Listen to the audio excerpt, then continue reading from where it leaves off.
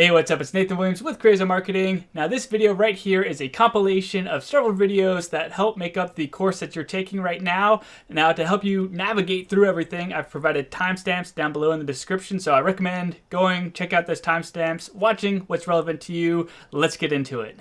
In this video, we're going to go ahead and talk about rules, and rules are a great way to kind of keep an eye on your Facebook ads account, make sure things don't get out of hand, and kind of alert you or make changes for you automatically. So pretty cool stuff, and this is kind of just an intro video. You can get pretty fancy with these things, and by all means go ahead and experiment with them to your heart's content.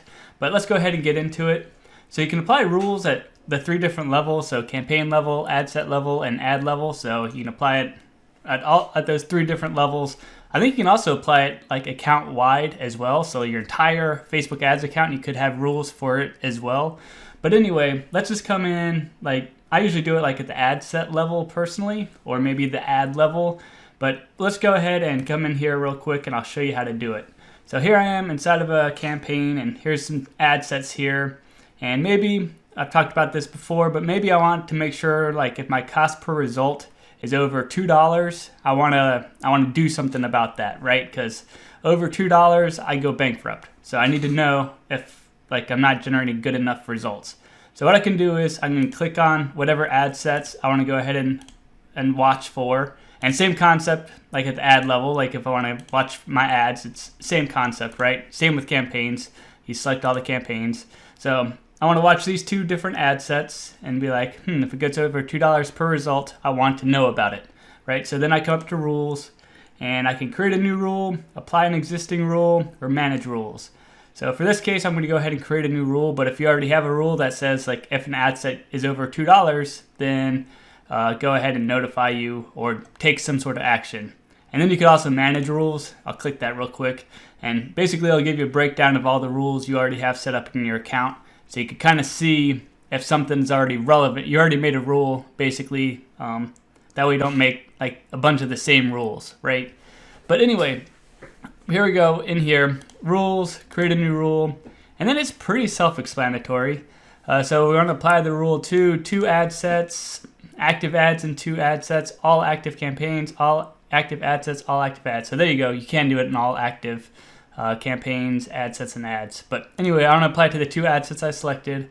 And for action, we got a couple different actions here. So we can turn off ad set, turn on ad sets, send notification only, and then we could also go ahead and adjust manual bid. And this could be pretty cool. Like if results are doing well, then you might want to increase your bid, or if they're not doing well, you might want to decrease your bid, and so on. So that can be handy and whatnot. But typically what I would recommend doing is start off with send notification only. Because if you start messing with this stuff and you get it wrong, like you set up your conditions the wrong way, like you might ramp your ad cost up or something crazy. Or shut off all your ads, or you might do something crazy. So my recommendation is to start with the send notification only. Make sure it fires when you think it should fire. And if it's working properly, then go ahead and you can go ahead and change your actions around to, increase your bid, decrease your bid, turn things on, turn things off, and so on. But start with the notification is my recommendation. All right, anyway, conditions. So a bunch of different conditions we could go ahead and look through. So here's that cost per result one. So that's one I'm probably going to use, but we'll take a minute to look through them. So spent, lifetime spent, frequency. This is a good one as well. Remember, my target frequency is around 3. So I could set a rule for if my frequency gets to like 3.5 or something like that, and be like, let me know if my frequency is 3.5, and then I'll go in there and I'll make changes, right? So that's pretty cool stuff. Or it could automatically lower my budget for me if it gets to the 3.5, lower it like 10%, and see what happens, right? So pretty cool stuff. Results, cost per result, app installs, let's see, website purchases. And then we got a bunch of settings in here, and time, and all sorts of stuff. Lots of different things to choose from. But these are the most common, right? So I'll go cost per result is greater than 2. So greater than $2, right? And then we have some other options in here, like additional filter options. So if you could apply certain rules to this one filter, for example, like time range could be handy, previous day, last 3 days, last 7 days, lifetime, and so on. So this would only apply to this particular condition right here. And if you had multiple conditions, like now I have 2 conditions, lifetime impressions is greater than 8,000, and then cost per result is greater than $2. And then if you had other conditions, well then, like if you set a timer, it only applies to that one condition, right? Instead of all 3 conditions or whatever you set. So that's something to kind of pay attention to. I usually just leave it the default setting. And then let me go ahead and delete this. And it automatically creates this lifetime impressions thing for you. I recommend, unless you need it, turning it off, because I don't care how many impressions I've had. My cost per result is greater than $2. I want to know about it. So anyway, yeah, see there's some recommendations there. And then you can set your time range here as well. So this is where you'd go ahead and set, how far back Facebook looks and compares your condition qualifications, right? So it'll look if, like in the last 3 days, if your cost per result was $2 or greater than $2, it'll let you know, which is a pretty good window right there. Also the last 7 days, so the last week of results, like what the average price has been, that could be good to know as well. So you can kind of play with this time range thing. I'd be hesitant to go out really, really far because, Facebook's algorithm is constantly optimizing your campaigns, ad sets, and ads for you. So results should be getting better. And so you probably don't want to look back too far because, when you first launch your campaign, stuff probably wasn't working too well, but after a few weeks, stuff's probably, zeroed in and it's gotten better results. So you want to look at stuff not as far out. So I'll go last 3 days.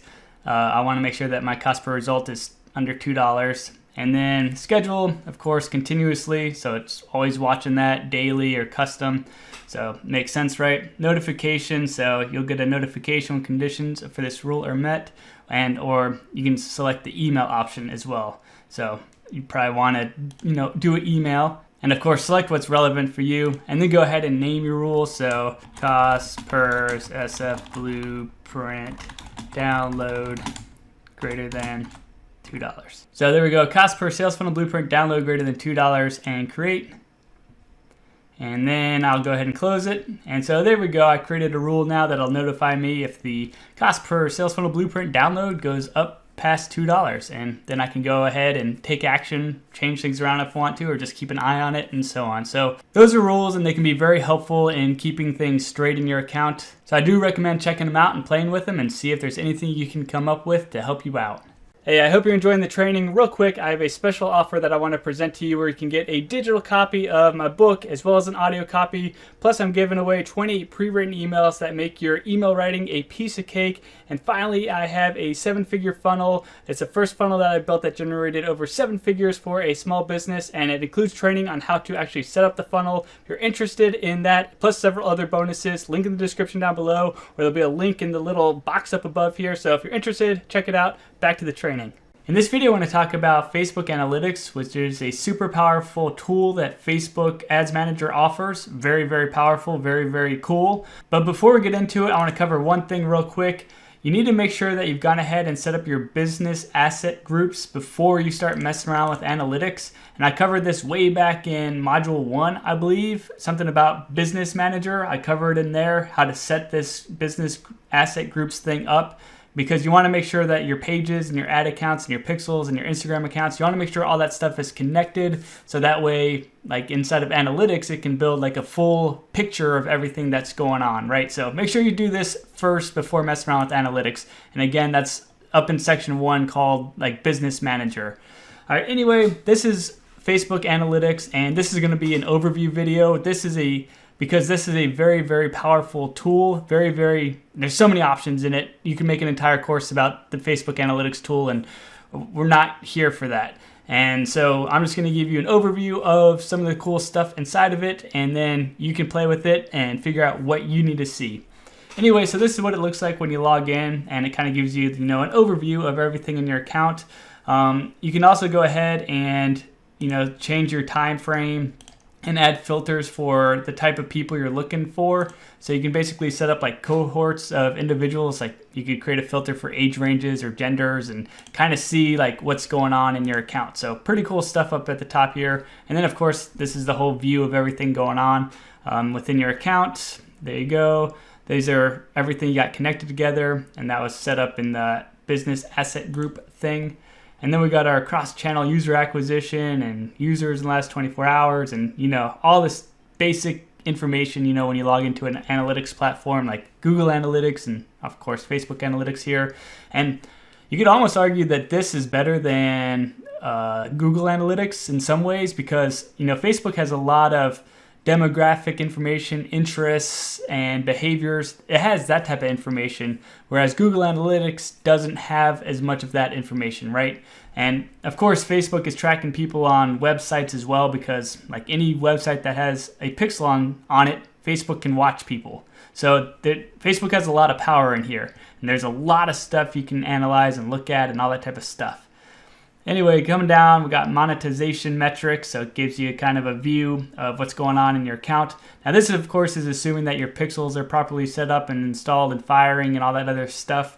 It does not include like recurring revenue or like a free plus shipping offer, or it doesn't include everything, so take it with a grain of salt. Hopefully your numbers looking inside of like your shopping cart platform or whatever else you have. So anyway, you can make it more precise if you want to. And we got purchases by device type, repeat purchases, genders, ages, locations, all that type of stuff. So, your standard stuff, you can come in here and go into activity.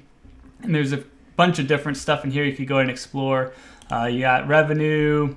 So it breaks down all your revenue stuff going on here. So kind of cool stuff. We got people reached, which of course gives you a breakdown of the people reached and how they reached whatever they reached, and age and gender. I'm coming back to funnels here in a second. We got breakdowns then, and let's see what's in here. So we got those UTM parameters. So, I talked about those and adding those to your different profiles or your different ads, right? So that way you can track things. So here's all the UTM parameters. So pretty cool stuff. You can track that in here as well. And we can come down here to like events, for example, and we have a bunch of events and we can get counts and stats and all that other stuff going on in here. So a lot of cool stuff we could go ahead and check out and look at and all that other type of stuff, right? There's a lot you can do, but I wanted to come to funnels real quick because it's kind of cool. I kind of like this funnels thing. And so they have some pre-established reports you could go ahead and look at, or you could also create a funnel. So I'm going to create a funnel real quick because I wanted to, and it's kind of cool. So we got select an event. We'll go ahead and select an event. And let's see here. We got SF Blueprint download. So I'm going to do that real quick. And so this right here is like our first level here, Sales Funnel Blueprint download. And then we click this little plus button here and select the next event we want to go ahead and define. So let's just say I'll do content view. So, my view content event is all my sales page events. So we'll see what, they do the Sales Funnel Blueprint download and then how many people go into a content view and then how many people go to an add to cart. And then we'll add another level of how many people purchase. Let's see, purchases. And then we have by overall, or we can do different channels and events or ages and browsers and all that other stuff, and completed within whatever time frame, right? So a lot of options is my point, but you can kind of see how it works, right? So you do step 1 of your funnel, step 2, step 3, step 4, step 5, step 6, step 7, whatever you want to go ahead and track, and then it breaks it down for you. Like, all right, so we had 526 people do the Sales Funnel Blueprint download, and then 23% of those people went and viewed a sales page, right? Because they triggered that view content event, and then 42% of those people actually added to cart, so that's pretty high. So they went to the checkout page, right? And then 18% of people actually purchased. So that's pretty cool to see, right? How many people kind of flowed through your funnel, and then you can kind of see your conversion rates. It breaks it down for you and breaks down each step and all that other type of stuff. So pretty cool stuff, right? As you can see, you could do a lot of stuff here. I'll go ahead and save and do SF Blueprint Funnel and save. And so that's kind of the activity stuff here. And we can come to people as well and kind of view our demographics. And we could also view like technology and see like who's using our stuff. And we could add a filter if we want to, create a new filter, performed an event, and we could do it based off of like purchases, or actually let's do the Sales Funnel Blueprint download, Sales Funnel Blueprint download. So we can see which devices are doing the SF Blueprint download, right? So web versus Facebook page, different devices, and so on. So I know I'm going really, really fast, but just trying to point out different cool things as we go through it all. And once you get used to playing with all this type of stuff and you kind of figure out what you want to see, you can come up here and then go in and create different dashboards if you want to, or a dashboard that has like what you want to see on it. So let me just do one real quick, demo dash. So create a dashboard, and basically you can figure out like, you know, what you want to see basically, because you clicked around in here, you saw what's available, and now you can kind of come in here and, you know, make your own dashboards for what you want to track. So here we could go ahead and add a funnel if we want to. And so that way when you go to your dashboard, you can see whatever funnels you want to go ahead and track and all that type of stuff. So the point of this video is just to show you that this analytics platform exists. Make sure that you have your business asset group all configured and set up properly so that way you can use analytics to its maximum capacity. And then like go into it and play around with it. Click around, see what's important to you. Go through all this stuff in here. If you find important stuff, you can go ahead and create a dashboard and, you know, really do some pretty cool stuff and make it look nice. It's real pretty. It's easier to use than Google Analytics. And you know, it really does like a good job. And that is it for this video. Hey, it's Nathan Williams with Crazy Marketing, and today we're going to discuss instant experience ads on Facebook. First, we're going to go through a few notes, and then we're going to go through a practical example and set up an instant experience ad. So let's get straight into it. So first things first, an instant experience ad is essentially a mini web page, and it's a mini web page that is hosted within Facebook. So if somebody clicks on it and visits it, it'll pop up this little page, which you'll see in just a minute when we do the practical example, and somebody can look at it within Facebook, within their Facebook app or whatever, and then they can engage with it by going to the next page or option, or they can close it and stay on Facebook and continue scrolling through their news feed or whatever it is they're doing. Now, instant experience ads are only available on mobile devices, so they don't run on desktop, so that's something to note. And the main benefit of these instant experience ads are that they load instantly. They're very, very fast. Whereas if you take somebody to your website, it might take 2 seconds or longer to load. And you know, people are all about instant gratification these days. So the strategy around these instant experience ads are to get the individual engaged, because they click on it or tap on it, it pops right up. They can start looking at it, and then you can have some calls to actions or buttons over to your website. So after you already got them interested and like wanting more, then you take them to your website. That takes longer to load, and hopefully you get more people warmed up and over to your website and ready to engage. So that's kind of the strategy there. To use these as like the bridge between Facebook and your website, because these things are fast and you can warm people up quickly with them. All right, one other thing about these instant experience ads, they're only available on a few objectives. We got traffic, brand awareness, reach, engagement, conversions, video views, store visits, and app installs. So you need to choose one of these objectives if you want to do an instant experience ad. And then a few other notes. If you choose the traffic objective, Facebook's going to optimize for getting people to engage with your instant experience ad. It's not going to optimize for people to go to your website. It's not website traffic, it's instant experience traffic. So that's one thing to note. If you want to optimize for website traffic, then you'd want to choose the conversion objective. And you'd likely want to choose like a view content standard event or some other standard event that you could optimize for that's on your website. So that's something to note right there. And then also with videos, if you're running a video ad, you know that those automatically play when people are scrolling through their news feed. And if you have a video in your instant experience, if your video is the first element in your instant experience, it's going to play automatically. So if you have a video ad, and then video is your first element in that experience, the instant experience, you're gonna have two videos playing at the same time, and you don't want that, obviously. So if you have a video, make sure that it is not the first element in your ad or in your instant experience, okay? And I'll link to this article down below so you can go through and make sure you're getting all the details. So let's head over to the ads manager and set this thing up. So I'm just gonna hit the create button now. And I'm going to create a new campaign, call it Instant Experience. All right, and then buying type, auction. I don't even know why there's a drop down. I've never seen anything else, but who knows. Anyway, campaign objective, I'll just choose traffic. Remember, that's one of the approved objectives right there. I'm not going to mess with split test or budget. Not going to care really about the ad set name or the ad name. Just go to save to draft. All right, so here we are, and let's just go straight to the ad level. We don't need to mess with any of that other stuff. That's not what this video is about. All right, now I want to scroll down here to the instant experience area and click Add an Instant Experience. Now, Facebook does have a few pre-established templates. So if you do choose template, you'll see that they have customer acquisition, form, and sell products without catalog. And we'll go through these just real quick so you can see what they look like. So customer acquisition right here. So this is what it looks like. You got an image, you got some content, some more text, you got a button here, you got an image. Actually, you got a carousel, it looks like, so you could scroll through a few images.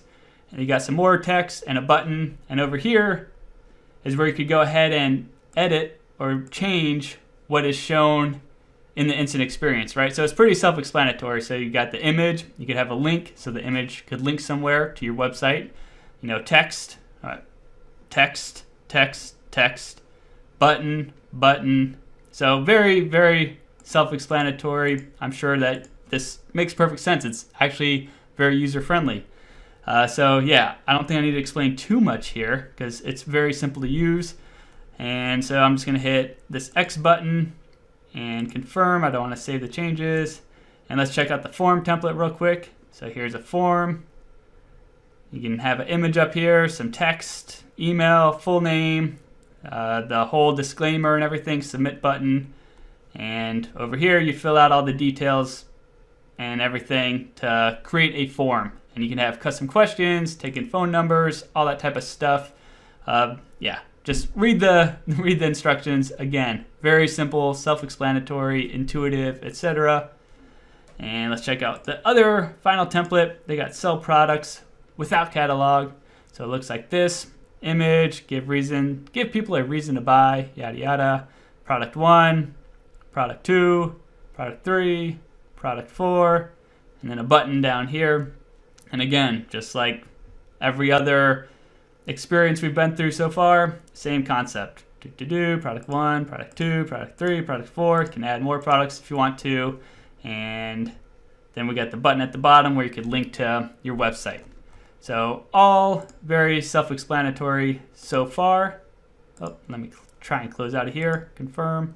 All right, now if we want to build our own, which you probably want to do because you're cool like that. So custom instant experience, click this option, and then we can name it demo.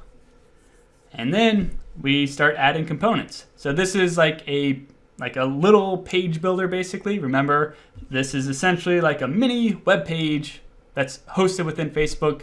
So they got several of the same options. So add a component. We got button, carousel, photo, text block, video, form, header, product set. So pretty self-explanatory stuff. Let's just go through them all real quick. So we got button, okay. And we got our button right here. So give people an action to take. We could write something, click here now. And we could change a font family if we wanted to.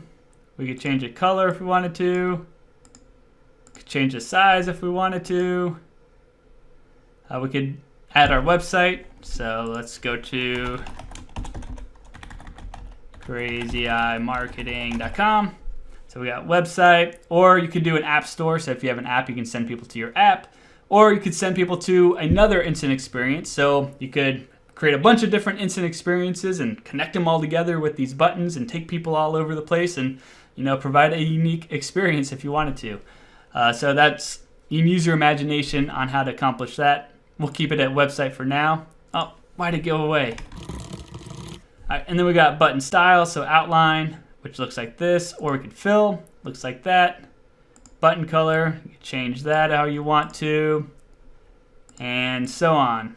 So very self-explanatory. We could also fix the button to the bottom of the view if we wanted to.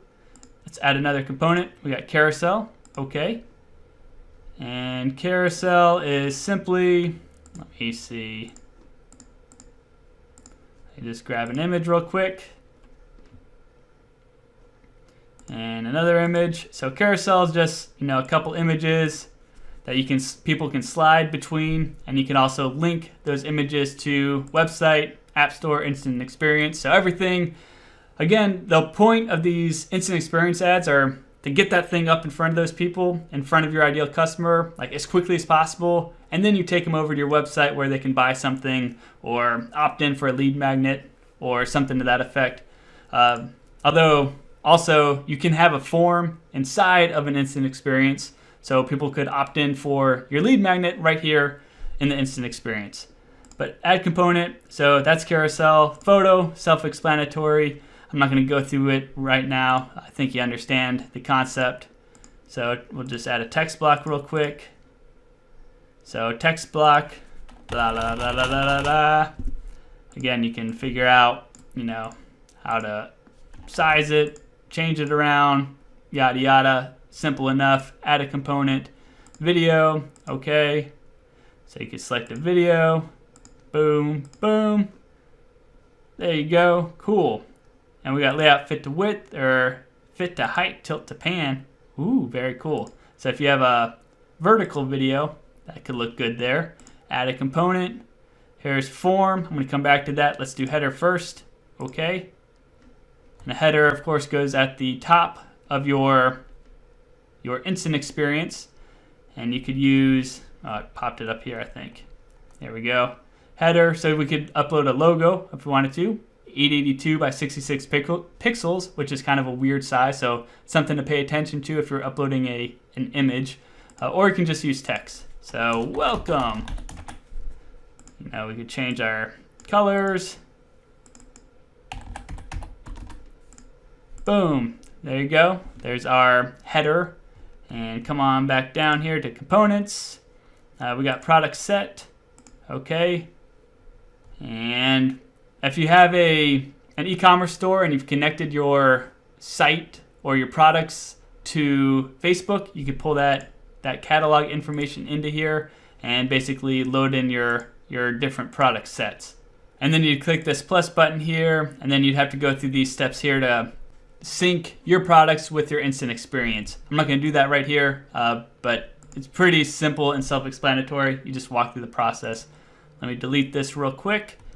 And then let's go back in here to add another component and add a form real quick. Now note, instant experience ads on Instagram don't support forms, so something to note there. If you're trying to run your ads on Instagram, instead of having a built-in form in your instant experience, you'd want to take people to a squeeze page or lead page or whatever opt-in form on your website, right? But if you're running your ads only on Facebook and you want to collect lead data right there on Facebook through your instant experience ad, you could use a form here, and you can use a tool like Zapier to grab that data out of Facebook and transmit it into your automation tool. So maybe it's ActiveCampaign or Aweber or MailChimp or GetResponse or whatever. You could use Zapier to make that connection. Anyway, let's go to form, hit OK.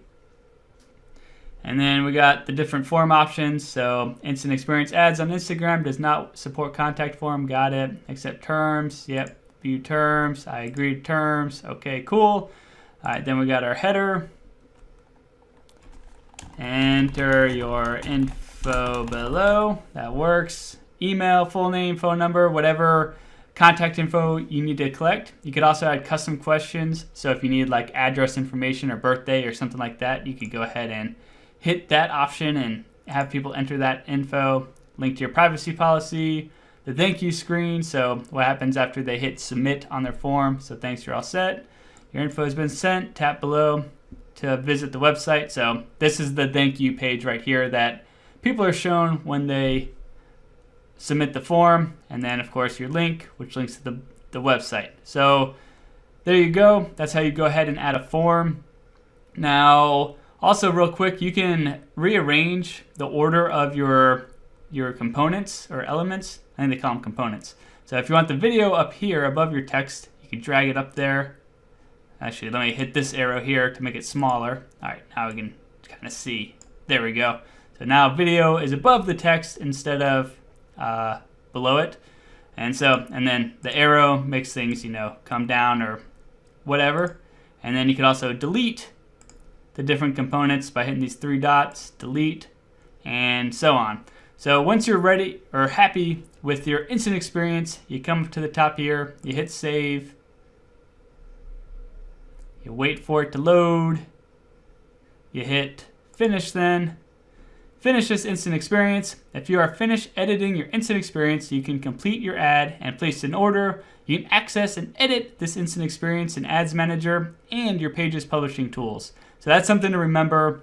If you want to make changes to this instant experience, you can, sorry, my chair fell down. You can go into your Ads Manager or your Pages publishing tools to edit it, and we can check that out in just a second as well. So hit finish.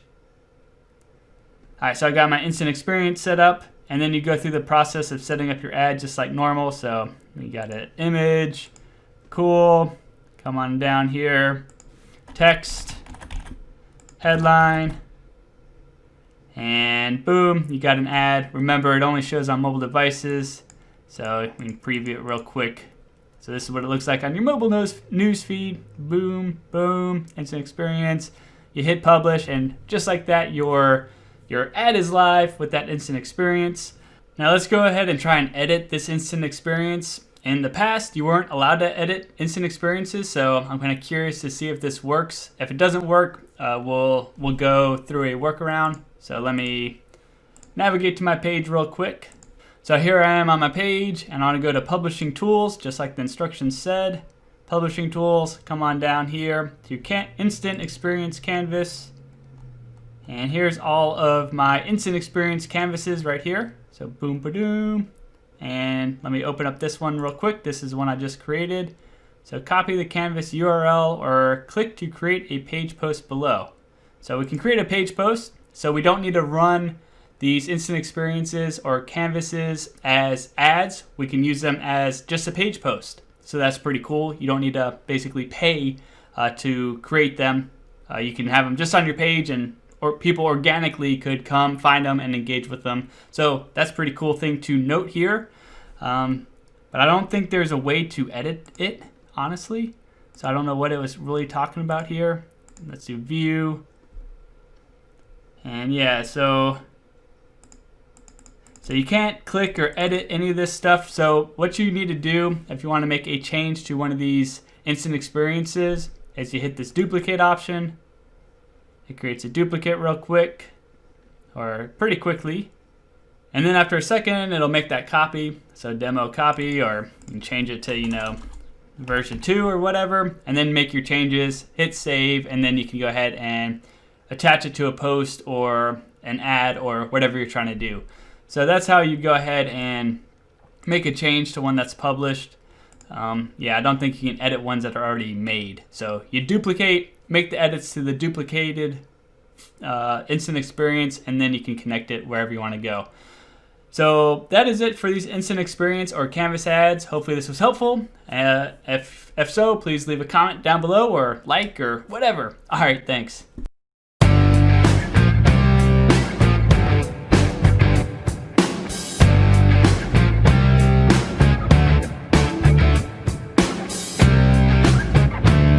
Alrighty, so I hope you enjoyed the training. Now I have a quick special offer for you. So if you want a digital copy as well as an audio copy of my book here, as well as 20 pre-written emails to make your email copywriting a piece of cake. And I also have a 7-figure funnel. It's the first funnel that I built that generated over 7 figures of revenue for a small business.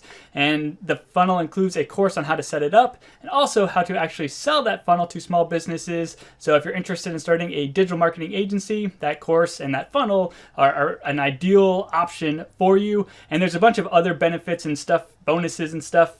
Anyway, link in the description down below, or there's going to be a little button probably up here in the video if you're interested in checking it out. Yeah, just check it out if you're interested. And other than that, I hope you have a great rest of the day.